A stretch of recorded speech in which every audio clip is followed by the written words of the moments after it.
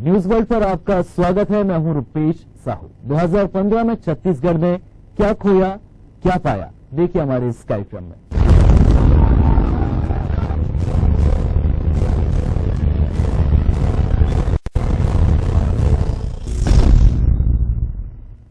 धान का कटोरा कहे जाने वाले छत्तीसगढ़ में साल 2015 में कई उपलब्धियां हासिल की। बचपन से वयस्कता की दहलीज पर 15वें साल में राज्य ने विकास के कई सोपानों को गढ़ा। अंतर्राष्ट्रीय हॉकी स्टेडियम की सौगात मिली तो स्मार्ट सिटी में रहने का सपना भी साकार होने लगा। इस राज्य का औद्योगिक विकास भी हो रहा है, वहीं खेलों के आयोजन में भी ये राज्य अंतर्राष्ट्रीय स्तर पर उभर रहा है।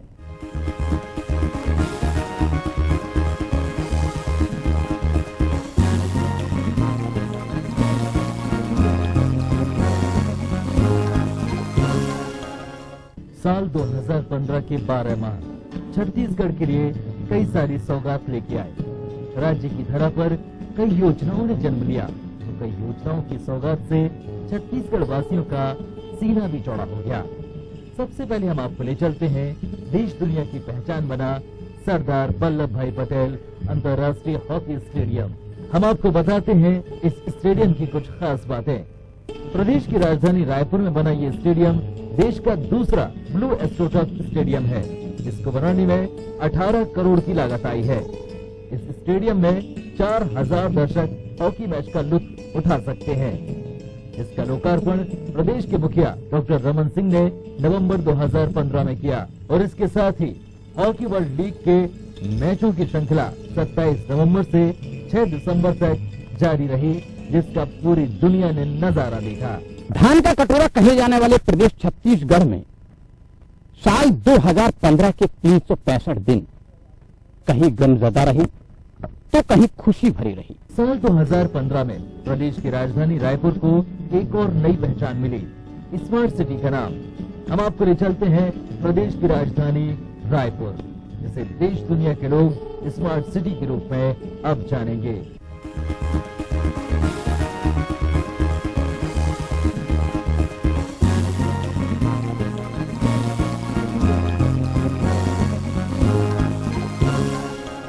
केंद्र सरकार की महत्वाकांक्षी योजना में रायपुर को स्मार्ट सिटी की श्रेणी में लाया गया है, यानी अब रायपुर शहर स्मार्ट सिटी कहलाएगा। तो सबसे पहले हम आपको बता दें केंद्र सरकार की स्मार्ट सिटी में क्या होगा और कैसा होगा रायपुर।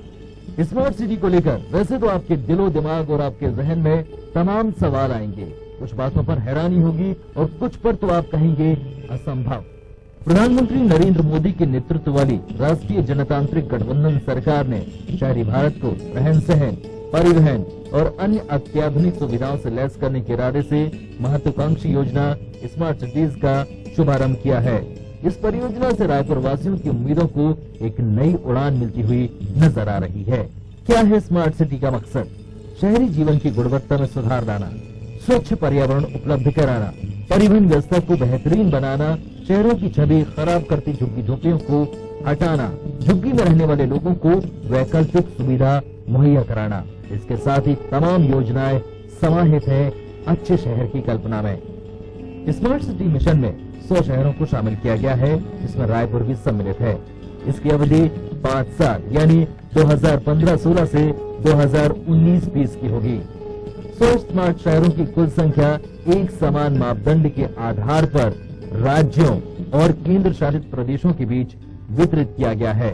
स्मार्ट सिटी मिशन एक केंद्र प्रायोजित योजना के रूप में संचालित की जाएगी। 5 साल में 48,000 करोड़ रुपए करीब प्रति वर्ष प्रति शहर 100 करोड़ रुपए औसत दिए जाएंगे। हर कोई चाहता है कि वो स्मार्ट सिटी की निवासी कहलाए।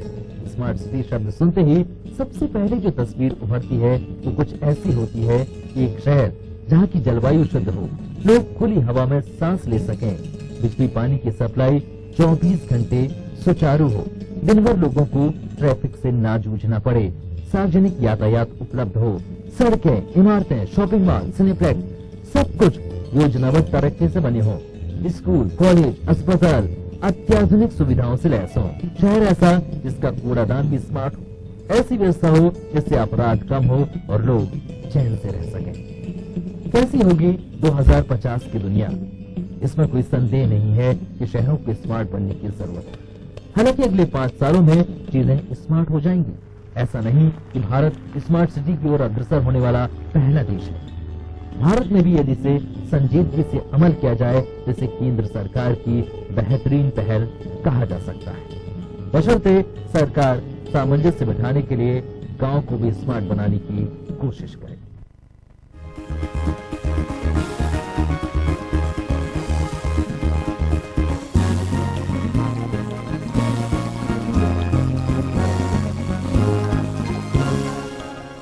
राज्य में सत्ताधारी भाजपा सरकार ने प्रदेश में कई योजनाओं को अमली जामा पहनाया।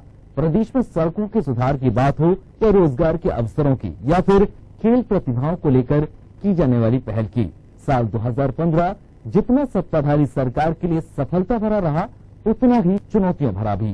जहां राज्य में रमन सरकार ने अपनी उपलब्धियों का गुणगान किया तो दूसरी तरफ विपक्षी दल कांग्रेस के लिए साल 2015 आंदोलन भरा रहा।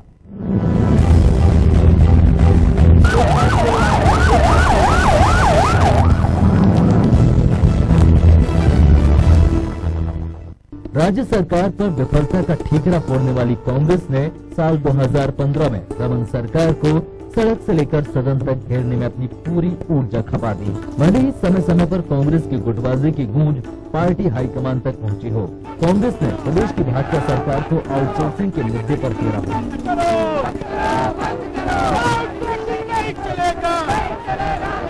भले ही स्कूल शिक्षा मंत्री केदार कश्यप की पत्नी का परीक्षा मामला हो या महिलाओं के साथ दुर्व्यवहार किए जाने के मामले को लेकर पंचायत मंत्री अजय चंद्राकर भी कांग्रेस के निशाने पर रहे हों। कुल मिलाकर ये कहा जाए कि साल 2015 कांग्रेस ने सभी छोटी बड़ी मुद्दों पर राज्य सरकार और बीता साल कांग्रेस के लिए आंदोलन भरा रहा, जिसे कांग्रेस अपनी सफलता बता रही है। भले ही सड़क की लड़ाई का खामियाजा प्रदेश की जनता को उठाना पड़ा हो, वहीं भाजपा इसे विपक्ष की भूमिका के नजरिए से देखती है।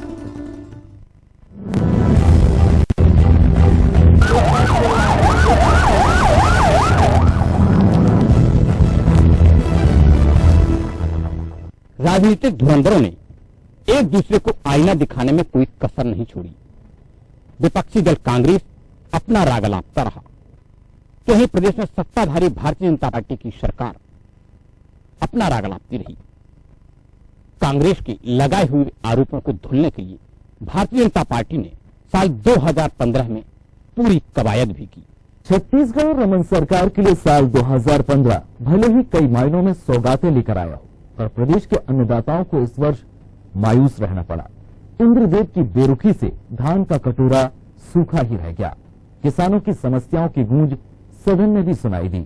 वहीं राज्य में हुई दर्जनों नक्सली घटनाओं से जवानों के साथ न जाने कितने बेगुनाह लोग काल की गाल में समा गए।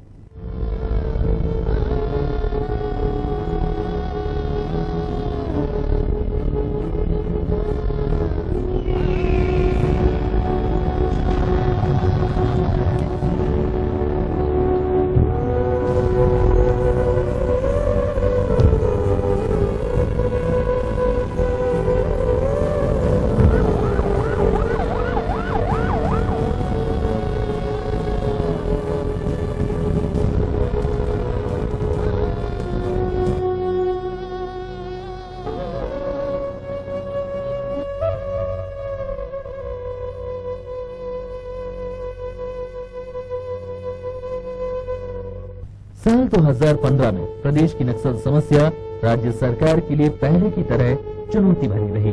राज्य सरकार ने समस्या के समाधान के लिए हाथ पैर पटके भी, पर 9 दिन चले 2.5 कोस की कहावत ही चरित्रार्थ रही।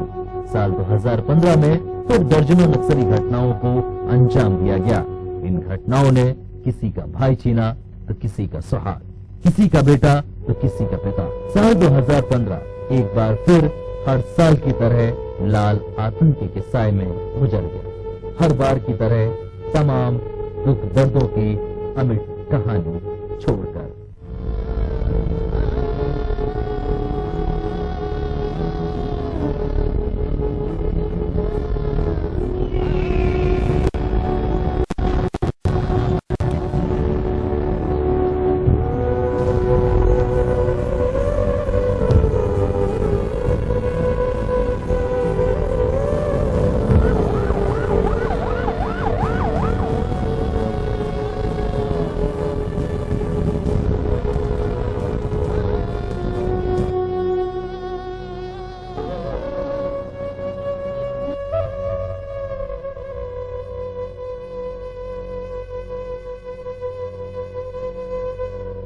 ज्ञान का कटोरा कहे जाने वाले छत्तीसगढ़ में साल 2015 में भी लाल आतंक का साया बरकरार रहा।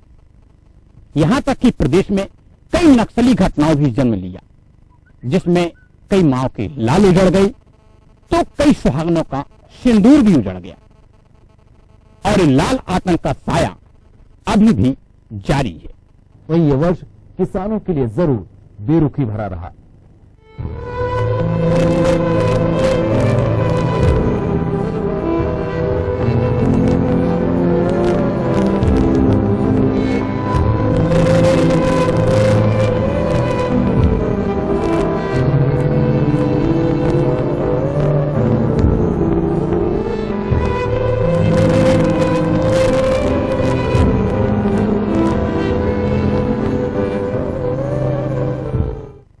साल 2015 के चौमासे के 4 माह किसानों की आंख की खिड़की बन गए।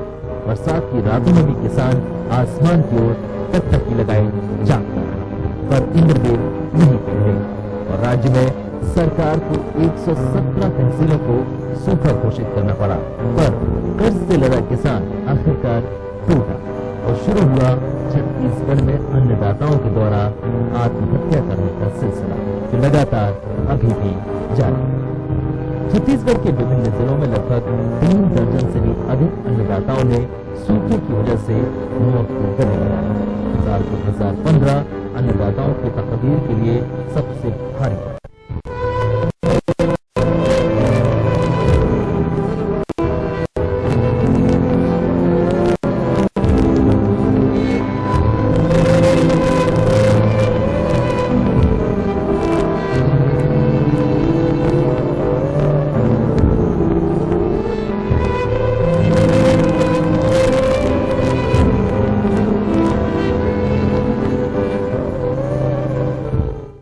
इंद्रदेव की बेरुखी की वजह से प्रदेश के अन्नदाताओं को आत्महत्या करने पर मजबूर होना पड़ा। प्रदेश के अन्नदाताओं ने दर्जनों की संख्या में आत्महत्या की और वो साल 2015 के साथ ही अपने परिवार को हमेशा हमेशा के लिए अलविदा कह गई। कैमरामैन एस गणेश और योगेश राव के साथ अम्बेश नामदेव, न्यूज वर्ल्ड, रायपुर। छत्तीसगढ़ में अन्नदाताओं की मौत पर सदन भी गूंज उठा। विपक्षी दल कांग्रेस ने इस मुद्दे को लेकर रमन सरकार को आड़े हाथों लिया।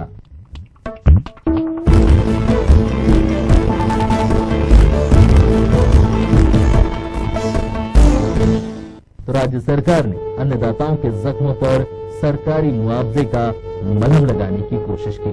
ज्ञान के कटोरा यानी छत्तीसगढ़ के लिए साल 2015 की ये 365 दिन कहीं खुशी कहीं गमज़दा भरे रहे। भले ही 2015 साल राजनीतिक धुरंधरों के लिए अपनी छवि सुधारने का मेकअप साल रहा हो या खेल प्रतिभाओं को अपना खेल जौहर दिखाने का साल रहा हो, और प्रकृति की मार से कराहते अन्नदाता के लिए साल 2015 के दिन उनके परिवार के लिए वो जख्म ले गए तो सदियों तक नहीं भरे जाएंगे। पर जो होना था हो गया। अब जरूरत इसी बात की है कि हम फिर उठ खड़े हों और साल 2016 के लिए तैयार रहें और हमारे किसान भाई भी एक नई ऊर्जा से, एक नई उमंग से, एक नए उत्साह से फिर खेतों में जाएं और लहराते अपने खेत। देखिएगा जरूर प्रकृति भी आपका भरपूर साथ देगी। कैमरामैन एस गणेश और योगेश राव के साथ अम्बेश नामदेव की रिपोर्ट।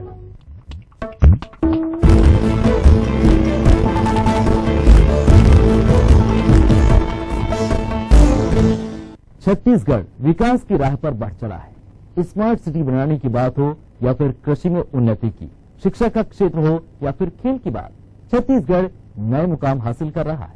वहीं वर्ष 2016 कई सारी सौगातें लेकर आ रहा है।